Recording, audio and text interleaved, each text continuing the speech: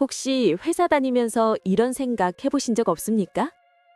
왜 실력 있고 성실한 김 부장은 만년 부장인데 사내 정치 잘하고 독한 박 상무는 저렇게 승승장구할까?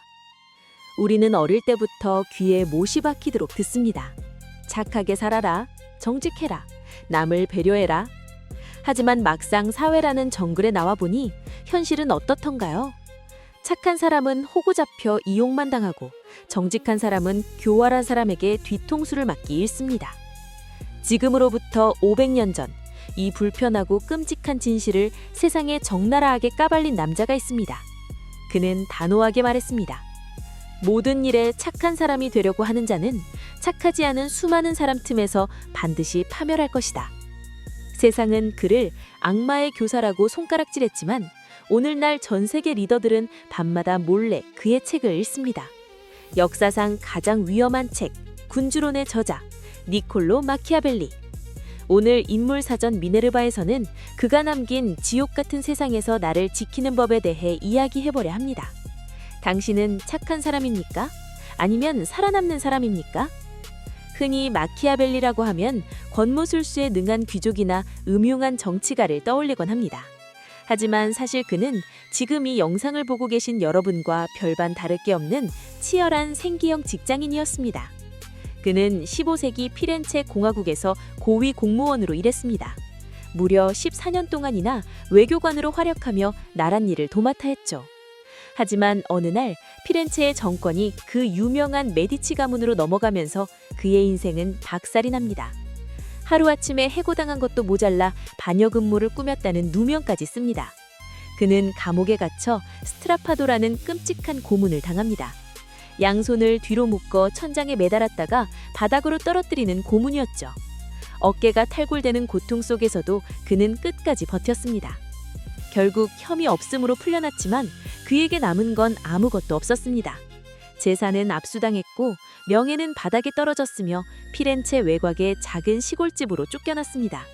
그때 그의 나이 불과 43세였습니다. 그에게는 당장 부양해야 할 아내와 7명의 아이들이 있었습니다. 한때 나랏 일을 호령하던 그가 당장 오늘 저녁 식탁에 올릴 빵을 걱정해야 하는 처참한 현실이었죠. 하지만 가난보다 그를 더 괴롭힌 건 자신의 재능이 썩고 있다는 사실과 사랑하는 조국 피렌체가 외세에 유린당하는 현실이었습니다. 그래서 그는 밤마다 흙 묻은 작업복을 벗고 관복으로 갈아입은 뒤 정갈한 마음으로 책상 앞에 앉았습니다. 그리고 피눈물을 흘리며 글을 썼습니다. 자신을 고문하고 쫓아낸 메디치 가문에 제발 나를 다시 써주십시오 라고 보내는 역사상 가장 처절한 재취업 자기소개서. 그것이 바로 군주론입니다. 그렇다면 그는 이 자기소개서에 대체 무슨 내용을 썼길래 500년 동안이나 욕을 먹었을까요? 핵심은 아주 간단하고도 잔인합니다. 리더는 사랑받으려 하지 말고 두려운 존재가 되어라. 생각해 보십시오. 직장에서 좋은 사람 소리 듣는 상사들, 결말이 어떻던가요? 부하 직원들이 정말 그를 존경하고 따르던가요? 아니면 만만하게 보고 기어오르던가요? 마키아벨리는 인간의 본성을 아주 냉정하게 꿰뚫어봤습니다. 그는 책에 이렇게 적었습니다. 인간이란 은혜를 모르고 변덕스럽고 위선적이며 위험은 피하려 하고 이득에는 늦멀었다. 그래서 사랑이나 의리로 맺어진 관계는 이득이 사라지는 순간 헌신짝처럼 버려지지만 공포와 처벌에 대한 두려움은 결코 깨지지 않는다는 것입니다. 이해를 돕기 위해 마키아벨리가 책에서 롤모델로 꼽은 체사레 보르자의 충격적인 일화를 들려드리겠습니다. 당시 보르자가 점령했던 로마냐 지역은 도적대가 들끓는 무법천지였습니다. 보르자는 질서를 잡기 위해 레미로라는 아주 잔혹한 성격의 대리인을 임명했습니다. 레미로는 보르자의 기대대로 무자비한 고문과 처형을 통해 단숨에 범죄자들을 소탕했죠. 하지만 그 과정에서 시민들의 공포와 원망이 하늘을 찔렀죠. 시민들의 불만이 폭발하기 직전에 보르자는 어떻게 했을까요? 어느 날 아침 체세나 광장 한복판에 레미로의 시체가 두 동간 난 채로 발견됩니다. 옆에는 피 묻은 켈과 나무 도마가 놓여 있었죠. 보르자가 직접 자신의 신복을 처형해버린 겁니다. 시민들은 그 잔혹함에 경악했지만 자신들을 괴롭힌 레미로를 죽여준 보르자에게 환호했습니다. 보르자는 부하의 잔혹함을 이용해서 질서를 잡고 쓸모가 없어지자 그를 처형함으로써 자신의 공정성을 과시하며 시민들의 지지까지 얻어낸 겁니다. 이것이 마키아벨리가 말한 리더십의 본질입니다. 가해 행위는 단번에 끝내야 하고 은혜는 천천히 베풀어야 한다. 너무 냉혹한가요? 하지만 이것이 난세에서 조직을 장악하는 가장 확실한 방법이라는 겁니다. 하지만 마키아벨리가 무조건 강하게 나가라, 공포 통치를 해라 라고만 한 건 아닙니다. 그는 여기서 그 유명한 사자와 여우의 비유를 듭니다. 군주는 사자의 힘과 여우의 교활함을 동시에 가져야 한다. 사자는 늑대를 물리칠 힘은 있지만 함정을 피할 머리가 없습니다.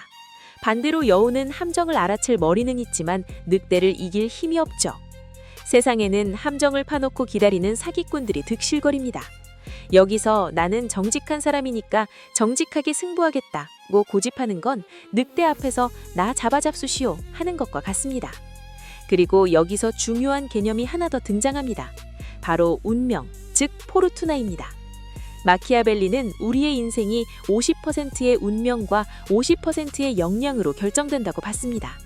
그는 운명을 범람하는 거친 강물에 비유했습니다.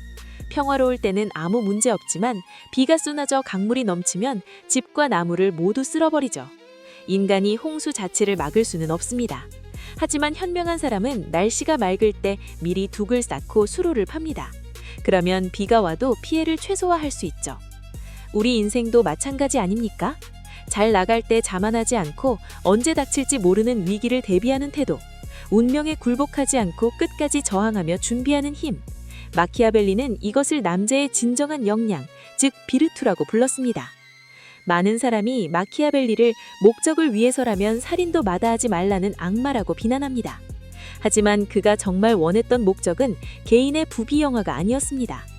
당시 이탈리아는 프랑스, 스페인 등 강대국들의 침략으로 짓밟히고 분열된 그야말로 지옥이었습니다. 힘이 없으면 정의도 없던 시대였죠. 마키아벨리의 진짜 주장은 이것입니다. 리더가 도덕 따지느라 나라를 망하게 하는 것야말로 진짜 악이다.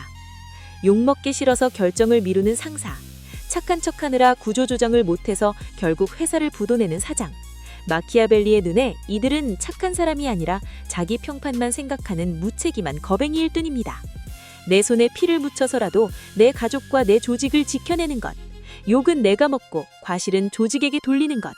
마키아벨리는 그것이 리더가 짊어져야 할 진짜 십자가라고 말하고 싶었던 것이 아닐까요? 500년 전 실직한 공무원 마키아벨리가 피를 토하는 심장으로 쓴 군주론. 아이러니하게도 그는 끝내 메디치 가문에 채용되지 못했고 평생 가난 속에서 살다 쓸쓸히 생일 마감했습니다.